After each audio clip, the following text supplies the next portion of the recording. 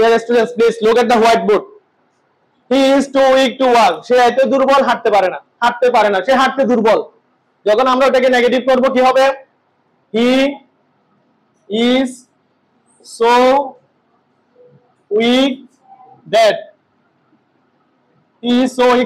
তারপর হবে subject he cannot walk. সে এত দুর্বল যে সে হাঁটতে পারছে না। যদি আমি বলি কোন নিয়মে হয়েছে, নিয়মটা হলো প্রথমে টু উঠে গিয়ে সো হবে, পরবর্তী টু টি ও টু উঠে গিয়ে দ্যাট হবে।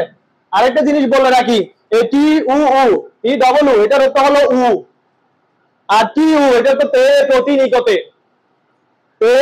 নিকটে, টি উ এটার অর্থ হলো উ, আরো উ অলসো আছে না ওই উ, আর এটি ও টু অর্থ তে কয়কাতে প্রতি নিকটে deposition. He is so weak that he cannot walk. যদি আমি বলি he was, এখানে যদি was করে দিই তাহলে এটা হবে could not past tense A. 2 number, I always support him. আমি সব সময় তাকে সমর্থন করি। মেসিকে বলো যে কোনো কাউকে আমি তাকে সমর্থন করি। I always support him. তাহলে এটাকে নেগেটিভ করলে কি হবে? আমি কখনো তার বিরোধিতা করি না মানে কি বলো? I am never against বিরোধিতা করা হিম। অর্থাৎ অ্যাফার্মেটিভ সেন্টেন্সে যদি অলওয়েজ থাকে নেভার হবে, এরপরে মূল শব্দ যেটা থাকবে তার অপোজিট ওয়ার্ড হবে বিপরীত শব্দ। আই অলওয়েজ সাপোর্ট হিম, আমি সব সময় তাকে সমর্থন করি। I am never against him, আমি কখনো তার বিরোধিতা করি না। Clear? Next, both Roni and Johnny can play well. Roni এবং জনি উভয়ই ভালো খেলতে পারে।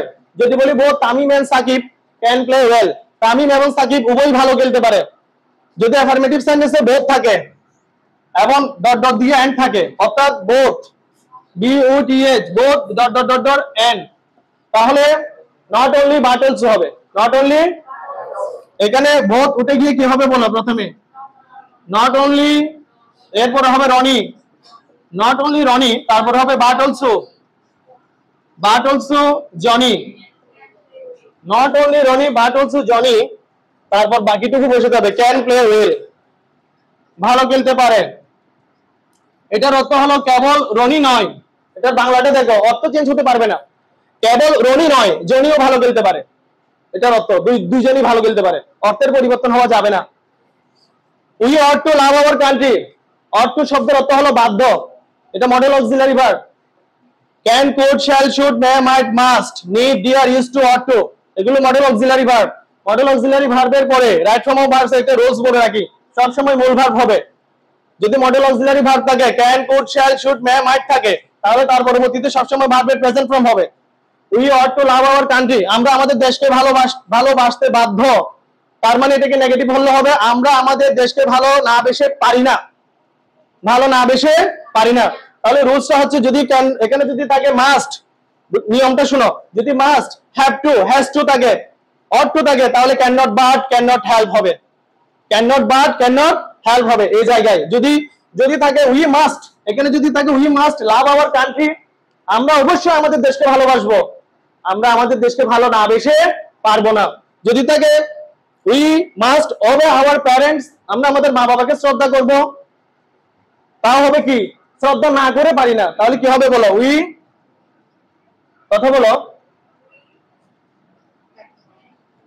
We can not but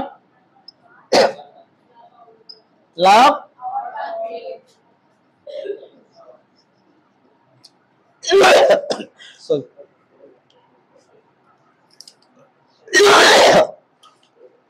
sir coffee করে না। ডায়েরিজ আর সামটাইমস হ্যাভি, ধনীরা মাঝে মাঝে সুখী। ডায়েরিজ আর সামটাইমস হ্যাভি, ধনীরা মাঝে মাঝে সুখী। আমাদের চিটানের ভাষায় বলা হয় ধনীরা আতিককে সুখী, মাঝে মাঝে মানে আতিককে।